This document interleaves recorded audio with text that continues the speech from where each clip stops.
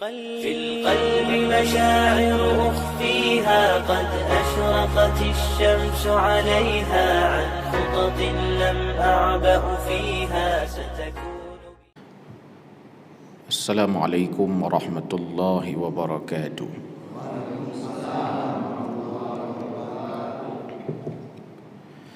الحمد لله على إحسانه والشكر له على توفيقه وامتنانه. أشهد أن لا إله إلا الله وحده لا شريك له، وأشهد أن سيدنا محمدا عبده ورسوله لا نبي بعده. اللهم سبحانك لا علم لنا إلا ما علمتنا إنك أنت العليم الحكيم. ربنا زدنا علما وارزقنا فهما. رب اشرح لي صدري ويسر لي أمري واحلل عقدة من لساني يفقه قولي برحمتك يا أرحم الراحمين. Segenap syukur kita persembahkan kepada Allah atas kudrah dan iradahnya di subuh yang berbahagia ini. Allah gerakkan langkah, Allah gugah hati dan jiwa kita hadir ke masjid yang mulia ini. Selawat dan salam kita persembahkan kepada junjungan alam Nabi besar Muhammad sallallahu alaihi wasallam, teladan uswah hasanah, contoh bagi kita sekalian. Pengurus masjid, jamaah tetap, Bapak Ibu hadirin wal hadirat jamaah subuh yang dimuliakan Allah Subhanahu wa taala. Allah Azza wa Jalla memberikan informasi kepada kita melalui firman-Nya dalam surah Al-Hujurat ayat 13. Kata Allah di sana, A'udzu billahi minasy syaithanir rajim. Ya ayyuhan nasu inna khalaqnakum min dzakarin wa untha waj'alnakum syu'uban wa qabaila lita'arafu inna akramakum 'indallahi atqakum innallaha 'alimun khabir. Allah menyeru manusia, ya ayyuhan nas, hai manusia,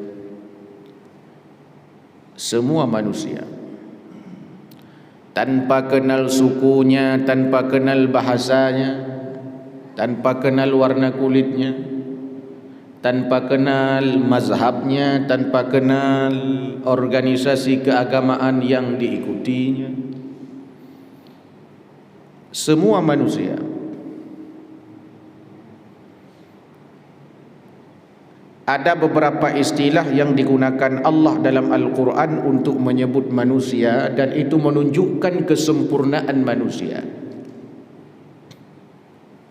Kadang Allah menyebut manusia itu dengan istilah al-insan.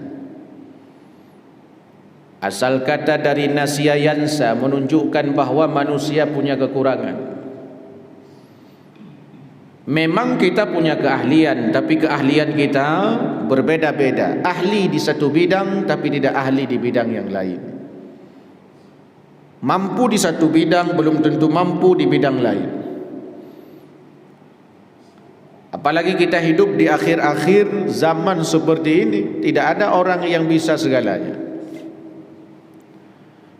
Dokter mata hanya bisa mengobati tentang sakit mata, sakit gigi nggak bisa. Dokter gigi yang bisa menyembuhkan ya sakit gigi. Dokter lambung, bagian lambung. Artinya satu tubuh kita ini saja melahirkan ragam ilmu yang spesifik yang tidak dimiliki oleh orang lain. Kadang Allah Azza wa Jalla menyebut manusia ini dengan ungkapan zurriyat Adam, Bani Adam, keturunan Adam.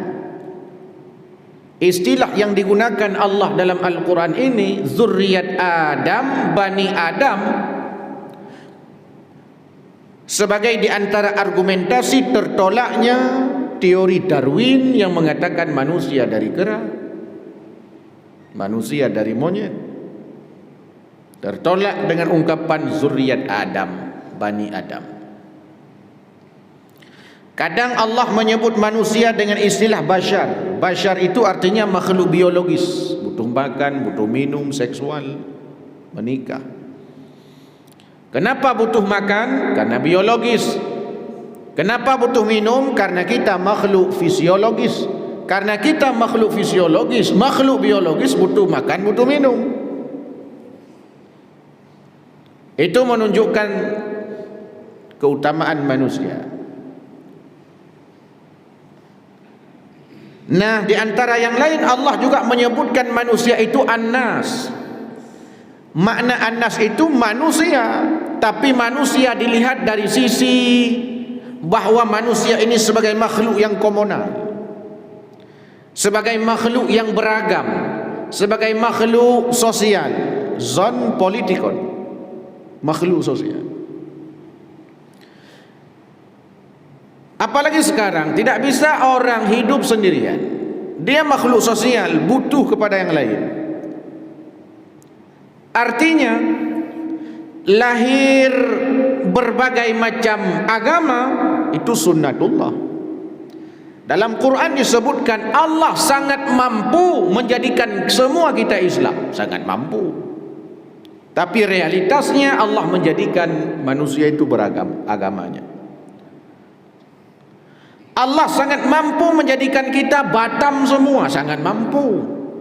Tapi realitasnya Allah tidak berkehendak untuk itu.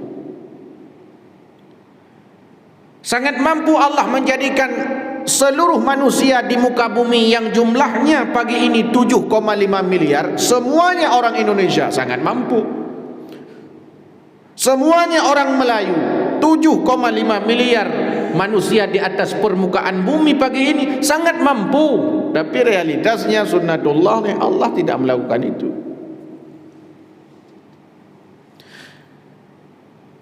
Itu untuk memberikan pesan kepada kita orang-orang beriman, bahkan seluruh manusia, bahwa perbedaan, keragaman, kemajemukan, multikulturalisme itu sunnatullah namanya. Sunnatullah. Dan kita nggak bisa memaksa semua kita sama. Jangankan memaksa keyakinan, jangankan memaksa ideologi kita sama dengan orang, jangankan memaksa agama kita sama dengan agama orang, wajah kita saja beda-beda.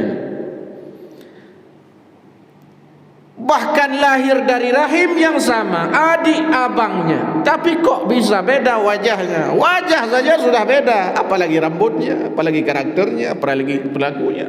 Maka manusia ini disebut unik. Unik apanya? Wajahnya beragam. Hidung boleh saja sama-sama di depan, tapi besar hidung, kembang hidung beda-beda. Lubang hidung beda-beda. Hidung boleh di depan, telinga boleh di samping kiri kanan, besar telinga beda-beda. Kualitas mendengar bisa beda. Fisik saja sudah beda. Inilah yang disebut dengan sunnatullah. Inilah keragaman. Bahasa lain, plural itu sunnatullah.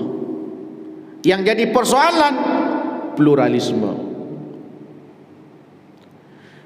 Kalau semua kita beragam, memang diakui dalam Islam. Semua kita beragam, diakui. Beda agama kita, 6 agama resmi yang diakui di Indonesia ini.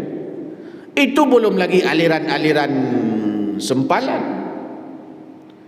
Artinya keragaman itu bahasa lainnya plural. Plural itu memang diakui dalam Islam. Plural, pluralitas diakui dalam Islam. Tapi kalau bicara pluralisme, menganggap semua sama, nah ini yang jadi tanda tanya. What's wrong? Ada sesuatu. Kata orang semua agama boleh, boleh Islam, boleh Hindu, boleh Kristen, boleh Katolik, boleh apa saja, karena semua tujuannya satu, Tuhan. Nah, ini masalah ini. Masalah kalau itu. Tapi kalau engkau silahkan Islam, kau silahkan Kristen, kau silahkan Hindu, kau silahkan Buddha. Kenapa? Lakum dinukum waliyadin. Dan di dunia ini orang yang paling toleran orang Indonesia. Orang Indonesia. Itu bukti penelitian. Di dunia ini orang yang paling toleran itu orang Indonesia. Kenapa? Karena dari 273 juta jiwa raya Indonesia, 87%-nya Islam. Artinya, kenapa toleran tinggi di Indonesia ini? Karena banyak orang Islam. Dulu Nabi SAW di Madinah membangun toleransi luar biasa, hormat kepada sesama, menghargai kepada orang lain agama. Ini hati-hati, bukan menghormati agama orang lain, menghormati orang lain agama. Soal agama orang lain, lakum dinukum waliyadin. Ini kadang-kadang ada paham pluralisme yang berlebihan, liberal. Kita menghormati orang, kita menghormati agama orang lain. Kenapa? Karena semua agama sama. Itulah mulai. Karena semua agama sama, tujuannya surga, tujuannya sama-sama Tuhan. Seperti orang pergi ke Batam, boleh berangkat dari Medan, tujuannya Batam. Boleh berangkat dari Jakarta, tujuannya Batam. Boleh berangkat dari Padang, tujuannya Batam. Ini kalau dalam sayur mayur namanya toge, Pak. Toge, kenapa enggak ada yang lurus? Karena enggak istiqamah. Coba, toge itu di mana-mana ada kan? Di mana-mana ada toge. Maka iman kita jangan seperti iman toge. Di dalam ketoprak masuk toge itu, pecel masuk juga toge itu. Makanya toge enggak ada yang lurus. Orang kalau agamanya ke sana boleh, ke sini boleh, itu toge namanya, Pak. Kalau jumpa panggil aja, gimana kabar toge? Bapak Ibu sekalian yang dimuliakan Allah Subhanahu wa taala. Agama kita memberikan pelajaran kepada kita bahwa berbeda sunnatullah. Dan ini dipraktekkan oleh Nabi SAW di Madinah. Dengan piagam Madinahnya bisa mengatur umat. Kenapa? Karena mayoritas Islam. Nah, sekarang coba lihat bagaimana negara-negara yang minoritas Muslim. Coba lihat tingkat toleransinya, rendah, merendah. Myanmar rendah toleransinya. Kenapa? Minoritas Muslim.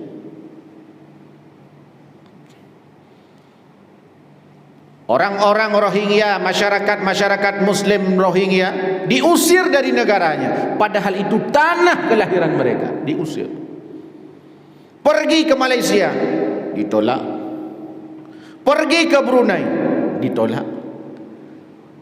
Ingin mendarat mereka di Thailand, ditolak. Orang Aceh menerimanya. Maksudnya bukan orang Aceh aja, orang Batam menerima juga. Cuman kebetulan tidak terdampar di sini mungkin. Kenapa? Karena iman itu dia tidak ada batas teritorialnya. Karena iman itu dia enggak ada batasan kewilayahannya. Islam tidak ada sekat-sekat batasan-batasan itu. Siapapun dia, apapun warna kulitnya, apapun sukunya, kalau dia Islam dari negara manapun, itu saudara kita. Mesti kita bantu, walaupun caranya ya ikut aturan di sini. Tapi mesti kita bantu. Maka keragaman ini yang diciptakan Allah Subhanahu wa taala. 87% umat Islam di Indonesia ini tolerannya luar biasa. Kenapa? Karena sadar betul bahwa plural itu sesuatu yang sifatnya sunnatullah. Maka kita sebagai orang Islam mesti paham benar, mesti paham betul bahwa Islam kita ini, nanti kata Nabi di akhir masa Islam ini jadi asing. Asing. Sekarang aja udah nampak asing ya. Solat subuh kan nampak asing ini. Dengan jumlah populasi di tempat kita ini kan nampak asing. Orang baca Quran naik bus sendiri asing. Asing. Orang salat duha berangkat ke masjid asing. Orang pakai baju koko, pakai peci asing. Nampak asing. Kenapa? Karena banyak enggak pakai.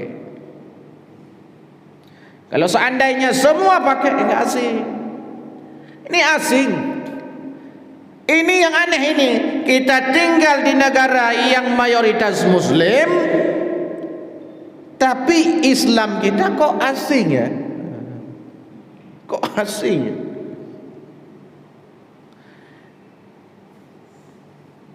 Makanya bagus masih asing, yang lebih parah hilang. Islam memang tidak akan hilang di muka bumi ini, tapi bisa jadi Islam hilang di Batam. Di dunia enggak hilang, tapi di Batam bisa akan hilang. Kenapa? Kalau tidak dijaga, kalau tidak dirawat. Di antara cara menjaga merawatnya adalah memperdalam ilmu agama, ikut aturan-aturan agama, mana larangan, mana perintah, mana yang dibolehkan, mana yang tidak dibolehkan. Hidupkan tradisi-tradisi yang memang berasal daripada agama kita, bukan tradisi-tradisi orang-orang yang bertentangan, bahkan itu tradisi-tradisi yang sifatnya teologis.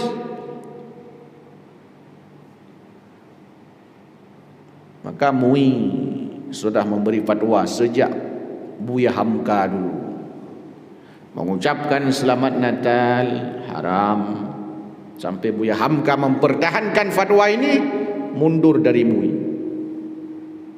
Mau dicabut, mundur beliau. Sampai sekarang masih menjadi fatwa, belum tercabut. Haram. Apakah pada saat kita tidak mengucapkan selamat Natal kita tidak toleran? Bukan. Bukan itu. Karena ini persoalan agama. Kita sebagai orang Islam, bagaimana kita mengucapkan selamat Natal? Sedangkan dalam keyakinan Islam, Nabi Allah Isa alaihissalam tidak lahir bulan Desember. Itu namanya dalam keyakinan Islam namanya dishistoris, melawan sejarah.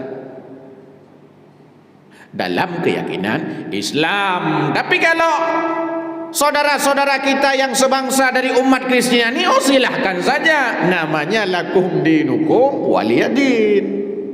Dulu saja para Yahudi Nasrani itu datang kepada Nabi sallallahu alaihi wasallam, Muhammad, daripada umat di Madinah ini centang perenang, ayo kita bagi-bagi sembah Tuhan. Setahun kalian sembah Tuhan kami, kata orang mereka itu. Setahun lagi kami akan sembah Tuhan kalian. Minggu ini kami sembah Tuhan kalian, minggu depan kalian sembah Tuhan kami. Nah, itulah sebab turun surah Al-Kafirun. Qul ya ayyuhal kafirun, katakanlah hai orang-orang kafir, la a'budu ma ta'budun wala antum 'abiduna ma a'bud wala ana 'abidum ma 'abadtum wala antum 'abiduna ma a'bud. Silahkan kau menyembah keyakinanmu. Islam ini melarang kita menghina Tuhan orang. Nabi mengatakan jangan hina Tuhanmu. Sahabat bertanya, ya Rasul, memang ada orang yang menghina Tuhannya sendiri? Oh ada. Siapa? Orang yang menghina Tuhan orang, orang akan menghina Tuhannya. Sama dengan dia sedang menghina Tuhannya. Kita yang menghina orang tua orang, lalu orang marah menghina orang tua kita, sama dengan kita sedang menghina orang tua kita. Lakum dinukum waliyadin, lana a'maluna walakum a'malukum. Amal mereka, amal kita. Itu namanya mempertahankan tradisi, mempertahankan budaya yang bagian daripada budaya Islam, tradisi Islam. Bertentangan dengan agama, tinggalkan. Bukan soal tidak toleran. Kita menghormati, buktinya tidak mengganggunya, tidak mencaci makinya, tidak menghinanya. Islam punya tahun sendiri namanya Hijriyah. Maka tahun itu ada dua. Ada tahun Masehi, Syamsiyah. Patokannya matahari. Pergantian harinya jam 12 malam 00. Ada tahun Hijriyah. Patokannya bulan, kalender Qamariyah. Kalender Qamariyah. Patokannya bulan. Pergantian harinya maghrib, terbenam matahari. Maghrib, terbenam matahari. Maka orang buka puasa itu habis maghrib, bukan jam 2 malam. Bukan jam 12 malam. Maghrib. Kenapa? Qamariyah. Nah, ini yang tahun orang Islam. Walaupun hari ini kita lupa kadang-kadang bulan-bulan daripada tahun Hijriyah itu. Orang kampung saya aja kadang-kadang lupa. Yang ingat Januari, Februari, Maret, April, Mei, Juni, Juli, Agustus, September, Oktober, November, Desember. Panggilan suruh hafal Muharram. Ingat Muharram aja. Muharram, Safar, Rabiul Awal, Rabiul Akhir, Jumadil Awal, Jumadil Akhir, Rajab, Sya'ban, Ramadan, Syawal, Zulqa'dah, Zulhijjah. Enggak semua. Bahkan orang kampung saya itu saking tidak ingatnya bulan-bulan Hijriyah, yang dia ingat bulan-bulan Masehi, sampai-sampai anaknya lahir diberi nama sesuai dengan bulan Masehi, Pak. Lahir bulan Januari, kalau dia laki-laki diberi nama Yanuar. Kalau perempuan Jauhari.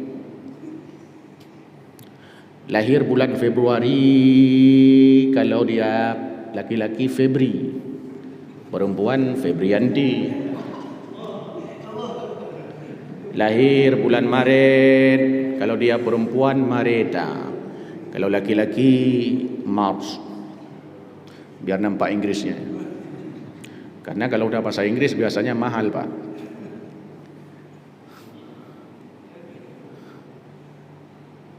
Lahir bulan April, laki-laki April, perempuan Aprilia. Lahir bulan Juli, perempuan Juliani, Juliana, laki-laki Julianto.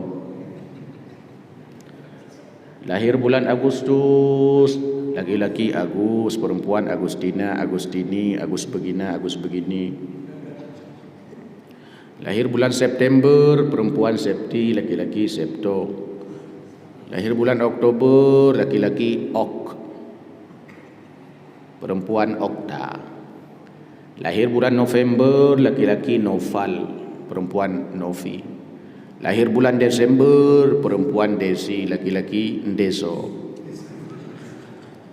Orang kampung Ndeso namanya. Itu Pak, saking nggak ingat. Jarang kan ada orang namanya Muharram. Siapa namanya di Muharram? Jarang, langka Pak. Kalau dalam dunia binatang, komodo namanya. Ramadan. Pada Ramadan masih banyak orang namanya Ramadan. Tapi di kota-kota besar dah langka itu. Dah langka. Kita suka kasih nama anak kita nama-nama sampo. Siapa nama? Rejoice. Ini ambulance. Gitu-gitu aja. Ini kadang jadi persoalan kita hari ini, Pak. Artinya dalam Quran disebutkan walan tarda ankal yahudu walan nasara hatta tattabi'a millatahum. Dalam bahasa Arab tidak ada dua kata paling minimal dua kata. Adalah la, adalan. Sama-sama tidak, tapi tidaknya beda ini. Kalaulah, tidaknya bisa berubah. Tidak, tapi bisa berubah. Tapi kalaulan itu tidak berubah. Kalau pakai la, bisa saja hari ini tidak, besok iya. Bisa saja hari ini iya, besok tidak. Itulah namanya. Tapi kalau penggunaan kata lan itu selama-lama tidak. Kemarin tidak, hari ini tidak, besok tidak, minggu lalu tidak, minggu ini tidak, minggu depan tidak, bulan lalu tidak, bulan ini tidak, bulan depan tidak, tahun lalu tidak, tahun depan tidak, tahun ini juga tidak. Kenapa? Penggunaan kata lan. Pada saat Allah menggunakan kalimat lan tarda, tidak akan rida. Kapan? Mulai dulu sampai sekarang, sampai kiamat. Siapa? Angkal yahudu walan nasara hatta tattabi'a millatahum. Ini bukan rasis, walaupun ini ada siaran ini. Bukan rasis, kita ini lagi belajar. Ini nama cuman karena siaran langsung, itu aja masalahnya kan. Tapi ini kita lagi belajar keyakinan kita. Soal didengar orang, mudah-mudahan dapat hidayah.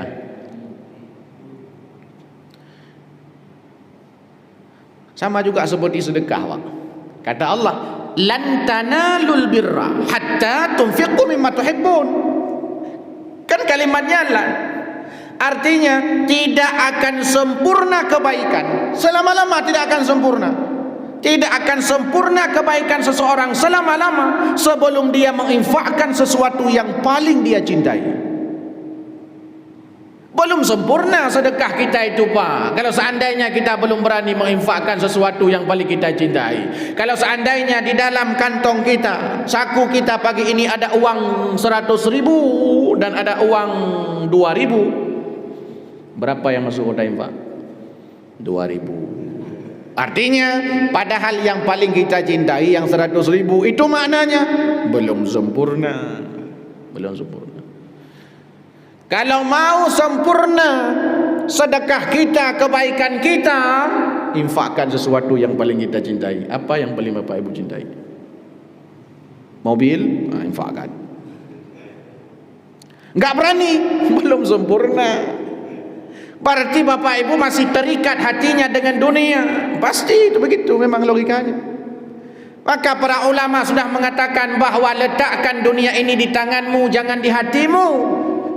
Letakkan akhirat itu di hatimu, jangan di tanganmu. Dunia letakkan di tangan. Artinya kalau butuh ambil. Karena dunia ini ada durasinya, Pak. Quran menyebut bahwa annamal hayatud dunya la'ibun. Dunia ini permainan. Mal'abun, lapangan bola. Permainan. Apa maksud permainan? Permainan itu, Pak, ada durasinya, Pak. Permainan itu. Permainan ada durasinya permainan. Main bola kemarin Maroko, ha? Di sini apa dukungnya? Maroko juga. Maroko. Main bola Piala Dunia kemarin itu ada durasinya.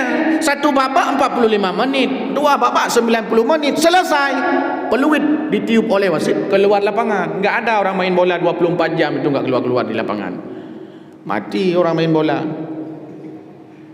Oh, belum selesai masalahnya karena masih seri. Oh, tambah 15 menit. 15 menit. Oh, seandainya masih seri juga, penalti. Yang intinya harus keluar lapangan. Cara dicari supaya keluar lapangan. Dan manusia ini, makhluk hidup ini, semua ada durasinya. Ada yang durasi hidupnya 40 tahun, ada durasi hidupnya 50 tahun, ada durasi hidupnya 60 tahun, ada durasi hidupnya 70 tahun. Dan Pak, ini yang gawat, ini penelitian, Pak, ini ilmiah, Pak, ini. Menurut data statistik, Pak, menurut angka statistik, angka harapan hidup laki-laki di Indonesia 69 tahun. Angka harapan hidup perempuan di Indonesia 73 tahun. Pak, hati-hati, istri kita lebih panjang usianya daripada kita. Maka di kampung, di tempat kita pasti lebih banyak janda daripada duda. Setelah dikalkulasikan, rata-rata angka harapan hidup orang Indonesia ini 70 tahun. 70 tahun. Ini relevan dengan apa yang disampaikan Nabi. Usia umatku baina sittina wa sab'in, antara 60 sampai 70. Data statistik usia umat Indonesia, manusia di Indonesia 70 tahun. Usia profetik Umat Muhammad usianya 60 sampai 30 tahun. 60 sampai 70 tahun. Itu menunjukkan bahawa apa? Isteri kita itu lebih mandiri daripada kita. Maka isteri kita itu lama matinya. Lebih mandiri. Survei 90% istri yang ditinggal mati oleh suaminya, dia tidak menikah lagi, Pak. Tapi 90% laki-laki yang ditinggal mati oleh istrinya, dia menikah lagi. Bahkan belum mati saja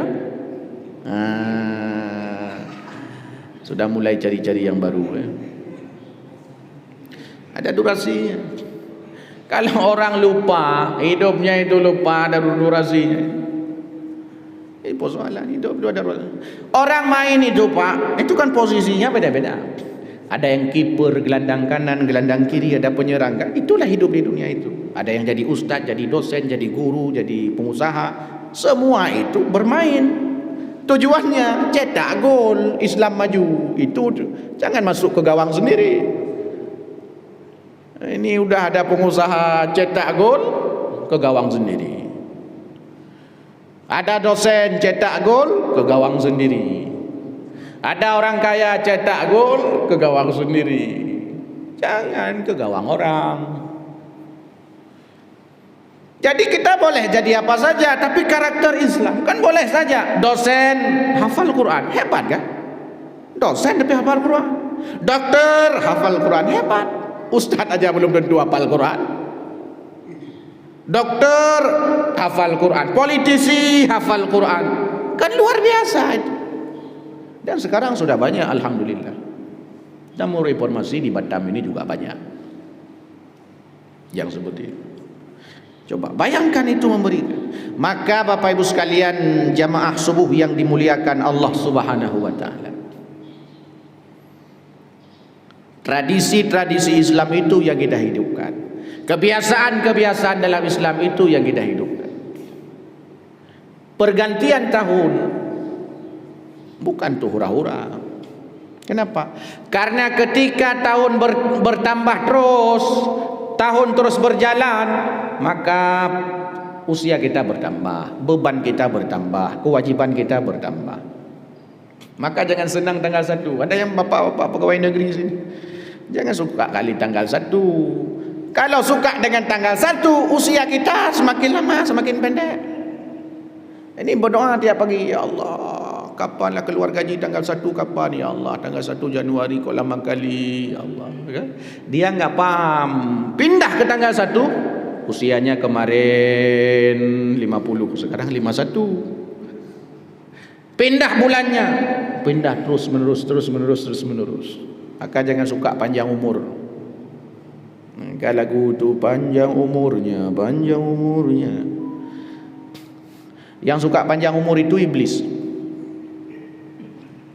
Ya kan?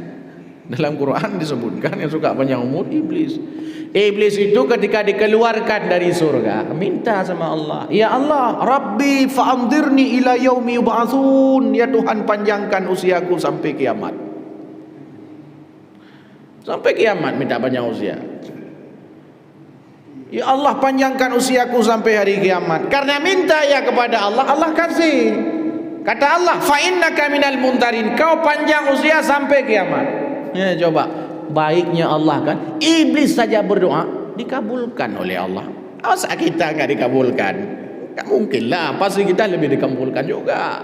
Apalagi kita beriman kepada iblis saja berdoa kepada Allah dikabulkan. Masa kita enggak mau berdoa? Masa kita enggak mau berdoa kepada Allah Subhanahu wa taala? Pemimpin-pemimpin kita, guru-guru kita, ustadz-ustadz kita, istri-istri kita, mereka masih butuh doa-doa kita. Anak-anak kita, sahabat-sahabat kita, mereka masih butuh doa-doa kita. Bertambah usia pergantian tahun, maka isi tahun baru itu dengan zikir, dengan tahmid, tahlil, tasbih, dengan baca Quran. bermuhasabah. Hasibu anfusakum qabla an tuhasabu, hisab dirimu sebelum Allah nanti menghisabnya, kata Umar bin Khattab radhiyallahu anhu. Kalau di sini di dunia masih bisa kita hisab, masih bisa kita introspeksi, nanti di akhirat susah. Ada orang baru sadar kapan atau mau mati baru sadar. Karena dalam Al-Quran tuh ada orang kapan sadar? Ketika nyawa sudah berada di kerongkongan baru mengatakan, Rabbi laula akhartani ila ajalin qarib fa asaddaqa wa akum minas salihin. Ya Allah, kembalikan kami ke dunia sebentar saja ya Allah, jangan setahun, jangan sebulan, jangan seminggu, jangan sehari, bukan sejam ya Allah, bukan semenit, sedetik saja. Lalu Allah tanya, ngapain? Fa asaddaqa, mau bersedekah ya Allah, mau bersedekah. Kenapa bersedekah? Karena di antara hikmah sedekah memudahkan sakaratul maut. Sering-sering bapak bersedekah supaya mudah jalan sakaratul mautnya. Enggak percaya, coba aja. Wa akum minas salihin, supaya aku jadi orang saleh. Kapan baru menyesal? Nyawa sudah di kerongkongan. Yang lebih parah, ada orang kafir kapan menyesal? Di akhirat. Di akhirat baru menyesal, lapor kepada Allah, ya Tuhan, begini pedih parah azabmu, ya laitani kuntu turaba. Kalau seandainya di dunia aku jadi tanah saja, tidak jadi manusia, tidak dapat azab seperti ini. Kapan baru menyesal? Itu lebih parah lagi. Kalau sekarang introspeksi Pak, ada yang kurang, perbaiki. Ada yang kurang, perbaiki. Oh, ada bolong, tambal. Kurang sempurna baca Fatihahnya, tinggal belajar. Masih bisa introspeksi diri. Oh, puasa kurang, ada yang kurang, kata. Ada laksanakan, perbaiki dan seterusnya. Inilah yang diajarkan agama, dan ini yang mestinya ada pada kita. Kenapa? Karena mati itu besok, Pak. Pak, mati itu besok, bukan masih lama, besok. Siapa bilang besok? Allah yang katakan besok kita mati. Kata Allah dalam Al-Quran, ya ayyuhalladzina amanu taqullah, hai orang-orang yang beriman, takwalah kalian kepada Allah. Wal tandur nafsum ma qaddamat lighad. Apakah kalian tidak memperhatikan apa yang akan kalian persiapkan tuh hari esok? Coba. Ini hebat Pak, ini Quran ini. Kenapa Allah gunakan kata lighad, ghadun, besok, ghadin, besok? Artinya mati kita besok. Ini besok mati semua kita ini. Kita Pak, saya semua kita besok mati. Besok kok enggak mati Ustaz? Besoknya enggak, besoknya besok lagi. Besok lagi, besok lagi, besok lagi, besok. Ketika disebut ghadin, ketika disebut ghadun, ketika disebut ghadan, ketika disebut besok, itu menunjukkan bahwa begitu dekatnya mati dengan kita. Mati besok. Ketika disebut besok, mempersiapkan bekal di hari esok, itu menunjukkan dekatnya kiamat dengan kita, dekatnya kubur dengan kita, dekatnya akhirat dengan kita. Enggak lama, besok. Dan hidup di dunia ini enggak lama Pak. Kata Quran, illa bistum illa qalila. Kalian tinggal di dunia ini qalila, sebentar saja. Berapa lama sebentar? 70 tahun. Padahal kata Allah dalam Al-Quran, wa inna yawman inda rabbika ka alfi sanatin mimma ta'udun. Satu hari dalam pandangan Allah 1000 tahun dalam pandanganmu. Satu hari akhirat 1000 tahun dunia. Bayangkan Pak, satu hari akhirat 1000 tahun dunia. Nabi Allah Adam alaihissalam katakanlah usianya 1000 tahun di dunia ini. Dalam pandangan akhirat baru satu hari. Nah, kalau seandainya kita akan kembali kepada Allah usia 70 tahun, kalau satu hari akhirat 1000 tahun dunia, kalau kita usia di dunia 70 tahun, pertanyaannya berapa lama dalam pandangan akhirat? Kalau satu hari akhirat 1000 tahun dunia, usia kita 70 tahun saja, berarti 2 jam tinggal di dunia ini.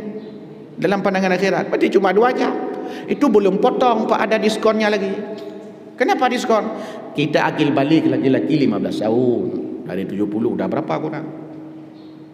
Berapa lama kita ingat? Kemudian tidur kalau ikut dokter, kata dokter, tidur paling minimal 8 jam tidur itu. Kali aja selama 70 tahun berapa lama tidurnya? 40 tahun kalau kita hitung-hitung. Kalau kita hitung-hitung, itu belum hitung pening, Pak. Karena kita pening sehari 2 jam. 2 jam sehari pening, 70 tahun pening berapa lama pening? Kalau diukur, diskon, potong sana sini, yang benar-benar sadar kita itu paling-paling setahun. Itu yang sadar. Sedangkan dunia 1000 tahun, berarti singkat sekali dunia ini. Singkat sekali, Pak. Ini bapak, mohon maaf, ini bapak-bapak yang sepuh. Kalau kita tanya, bapak sadar udah tua? Itulah, saya enggak nyangka kok tiba-tiba udah tua ya. Sama seperti saya juga begitu. Dulu saya kecil, kok saya sekarang udah sebesar ini ya. Kan ada kita semacam itu sekali-kali merenung, namanya introspeksi. Kenapa saya udah masuk?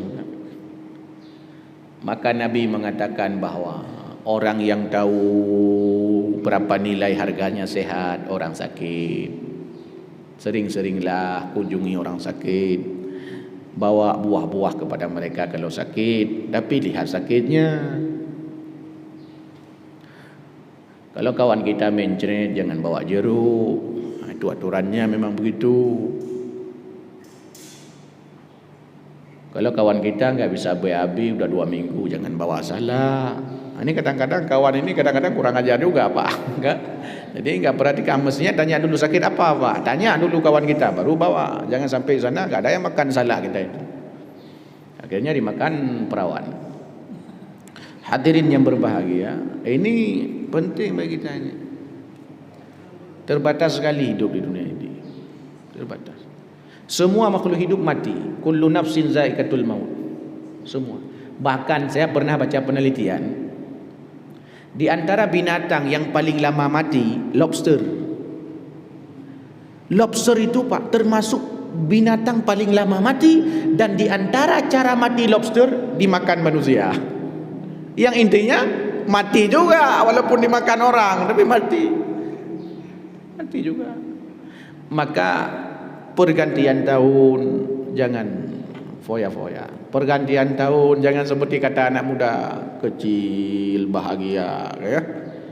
Muda kaya raya, muda foya-foya, tua kaya raya, mati masuk surga. Mana ada? Tak ada.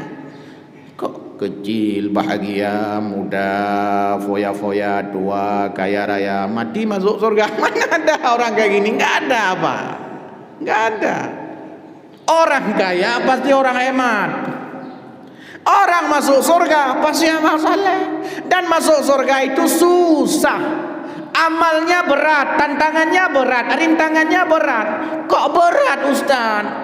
Susah sekali aku beribadah ini, kok berat sekali untuk masuk surga? Iyalah, surga itu mahal harganya, Pak. Mahal. Karena harganya mahal, harga surga itu mahal, Pak. Karena mahal harga surga itu, tantangannya berat. Kalau tantangannya ringan, bukan surga hadiahnya, Tupperware. Acara jalan santai, gak ada. Bikin jalan santai, hadiahnya apa? Tupperware, paling tinggi sepeda. Ada yang protes sama saya di kampung saya itu, Ustaz, kenapa ini hadiah kecil-kecil kali ini hadiah? Ya kecil hadiah, cuma jalan santai kok. Mana ada capek jalan santai itu? Karena nggak capek, hadiahnya Tupperware. Hadiahnya sabun, hadiahnya Indomie. Kenapa? Karena nggak capek. Yang capek itu beramal saleh. Karena susah, karena berat, hadiahnya surga. Surga diciptakan Allah seluas langit dan bumi. Uiddat lil muttaqin, disiapkan bagi orang takwa. Siapa orang takwa dalam ayat itu? Alladzina yunfiquna fis sarra'i wad dharra. Orang-orang yang mau berinfak di kala sempit, di kala lapang, di kala muda, di kala tua, di kala miskin, di kala kaya. Kapanpun dia infak. Wal kadhiminal ghaid. Orang-orang yang mampu mengendalikan marahnya. Berat, Pak. Mengendalikan marah itu berat. Sampai Nabi itu kan ditanya sahabat, "Ya Rasul, ausini, nasihati aku." Nasihatnya cuma satu, la taghdab. Jangan marah. Sepele menurut kita, sepele. Menurut kita sepele. Sampai jam berapa ini? Ini penceramah biasa ini kalau udah pegang mic dia ini ada mungkin apa sebentar lagi Pak, sekitar 5 menit lagi. Mungkin ada yang kerja hari-hari Minggu kan ada orang kampung saya hari Minggu kerja ke sawah Pak. Mungkin di sini kan nggak mungkin.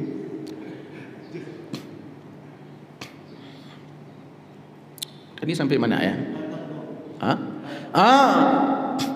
Alladzina yunfiquna fis sarra'i wad dharra wal kadhiminal ghaidh. Orang-orang yang mau mengendalikan marah. Orang yang mengendalikan marah itu berat, Pak. Mengendalikan marah itu berat. Berani enggak kalau orang mengatakan kepada kita, bodoh kamu, lalu kita jawab, makasih ya. Langka kan? Makasih ya. Loh, kok bisa begitu? Dia bisa kendalikan marah. Gila kamu. Makasih ya. Tapi Bapak, itulah ciri ibadur rahman dalam Al-Quran itu. Ciri ibadur rahman, hamba Allah, ciri hamba Allah itu bila ada orang menghinanya, dia mengatakan qalu salama. Yang dia ucapkan kalimat-kalimat terbaik, ucapan-ucapan selamatan. Makanya hati-hati Pak salam kita. Salam kita itu assalamualaikum, itu bukan hanya sekedar sapaan. Salam kita itu nggak bisa diganti dengan salam Pancasila, nggak bisa Pak. Karena salam dalam Islam itu bukan hanya sekedar ucapan, bukan hanya sekedar kalimat menegur orang, pengganti selamat pagi, selamat siang, selamat, enggak. Assalamualaikum satu kalimat sapaan, dua doa Pak di dalamnya. Doa. Assalamualaikum warahmatullahi wabarakatuh. Semoga keselamatan, kesejahteraan, keberkatan sampai kepadamu. Itu doa. Maka salam itu yang benar Pak. Assalamualaikum. Jangan Assalamualaikum. Gimana jadi doa itu salam? Assalamualaikum. Enggak jadi doa. Makanya di WA ASS, jangan ASS lah. Assalamualaikum warahmatullahi wabarakatuh. Jangan ASLMKM. Assalamualaikum. Orang karena jawabnya seperti itu, orang balasnya gitu juga. WSLMKM. Sama lah itu. Karena memang coba assalamualaikum warahmatullahi wabarakatuh. Waalaikumsalam warahmatullahi wabarakatuh. Ini enggak kita orang ASL. Orang pasti balas WSS. ASL orang balas. Coba balas assalamualaikum. Waalaikumsalam. Yang ketiga, itu menjamin keselamatan artinya. Jadi ketika saya mengucapkan salam kepada Bapak Ibu, assalamualaikum warahmatullahi wabarakatuh, di samping doa, itu saling menjamin keselamatan. Ketika Bapak Ibu membalas waalaikumsalam warahmatullah, semoga keselamatan pula kepadamu. Coba ini enggak kita habis assalamualaikum ini orang assalamualaikum, bodoh kali kamu tadi ya. Padahal tadi aja baru assalamualaikum menjamin keselamatan, tapi kok enggak mampu menjamin keselamatan saudara kita dari lidah kita. Susah Pak mengendalikan marah itu.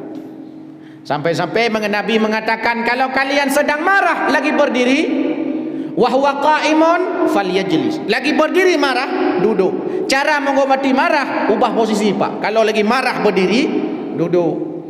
Duduk masih marah, berbaring. Kenapa? Karena orang kalau berdiri, marahnya sedang berdiri, dia sedang berada pada taraf dalam psikologi namanya superior, merasa hebat, tinggi.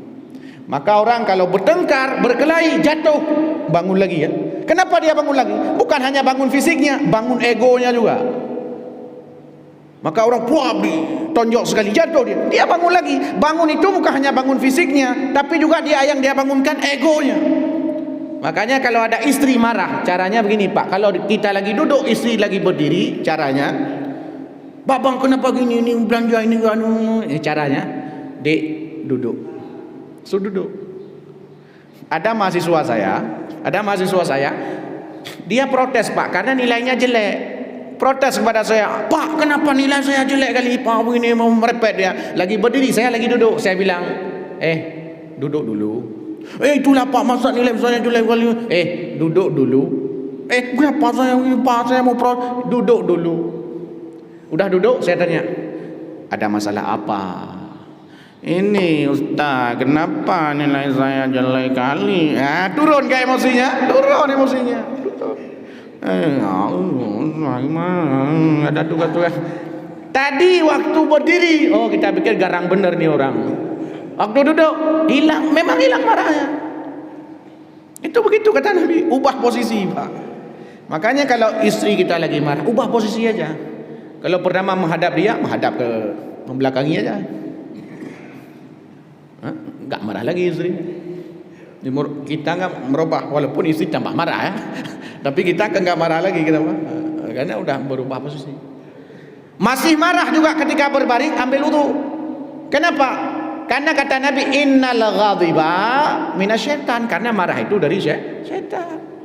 Berwudu, caranya dinginkan dengan air. Masih marah, salat 2 rakaat. Orang salat hilang marahnya. Enggak ada orang salat Allah inna salati wa nusuki wa mahyaya wa mamati. Ada orang salat seperti itu? Enggak ada. Maka orang salat hilang Pak marahnya. Marahnya itu hilang. Enggak ada. Akbar kabiru alhamdulillah katsiru. Enggak ada orang seperti itu. Itu pasti enggak ada. Pasti ya itu hilang marah. Atau membaca ta'awuz. Itu cara juga. Nabi lagi duduk-duduk, ada 2 orang bertengkar di depan Nabi. Lalu Nabi mengatakan kepada sahabatnya, hai sahabatku, sebenarnya ada doa padaku supaya mereka enggak bertengkar lagi kalau seandainya mereka baca itu. Apa ya Rasul? Mengucapkan a'udzubillahi minasyaitonirrajim. Kalau seandainya mereka baca a'udzubillahi minasyaitonirrajim, hilang marahnya. Jadi Islam ini tidak menghilangkan marah. Marah itu fitrah. Fitrah. Dikendalikan marah itu. Jangan sampai bunuh orang gara-gara marah. Kendalikan marah. Dirusak agama kita, dihina, oh itu wajib marah. Kendalikan marah.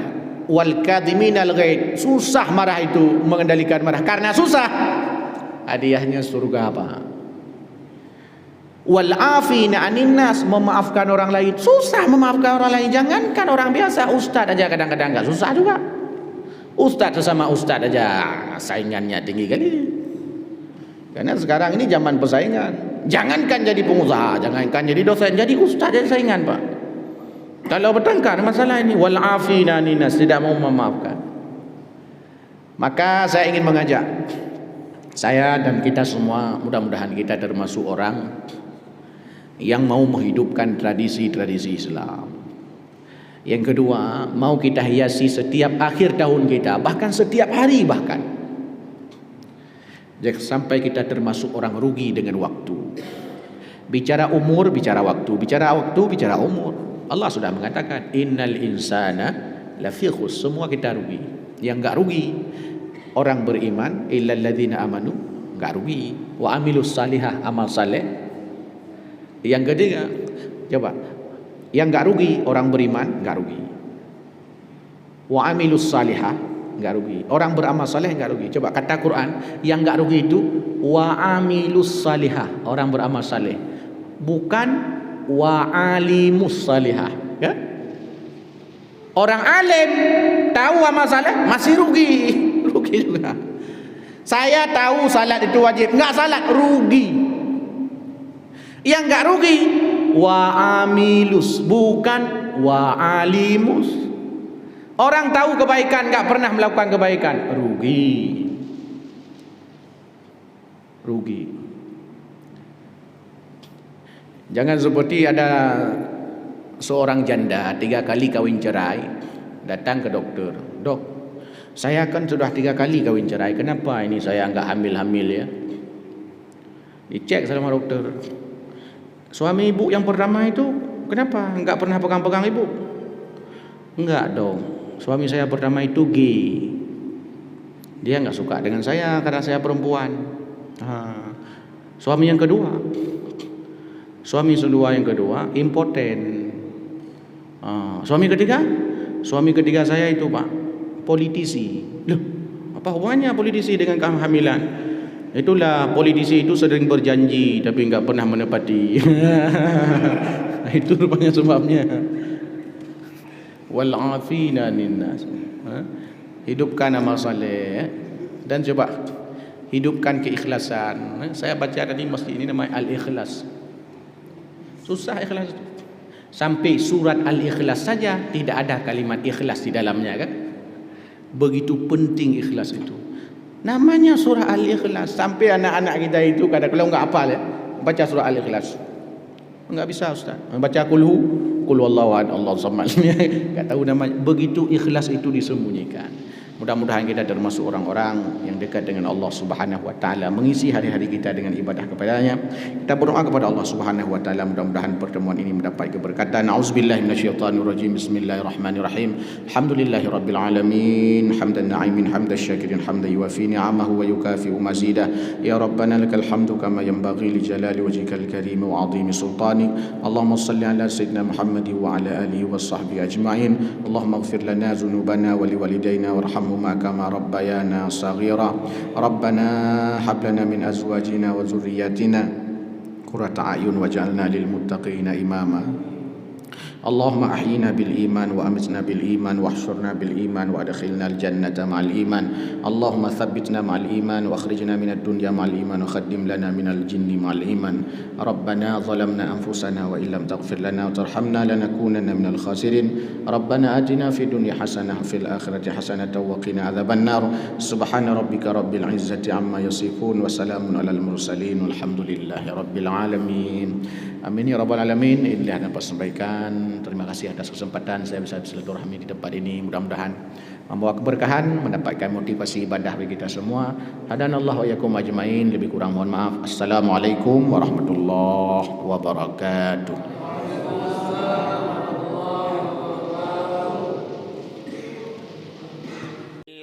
في القلب مشاعر أخفيها قد أشرقت الشمس عليها عن خطط لم أعبأ فيها ستكون